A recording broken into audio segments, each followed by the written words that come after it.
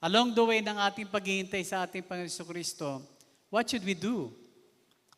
Are we just waiting for the second coming?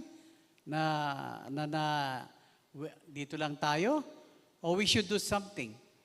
Something that will glorify God, something that He has commissioned us to share the gospel to all nations and to preach the good news to all people. No? So, sayang kung yung mga kaibigan nyo ay hindi nyo ma-share ng Word of God. Ako nga, nangihinayang kapag may nababalitaan ako mga kaibigan na namamatay. Imagine kung sila'y namatay and they were not able to receive the gospel, saan sila pupunta? Imagine kung kaibigan mo siya. Will you let them go to hell? Will you allow them to suffer forever? Anguished, no?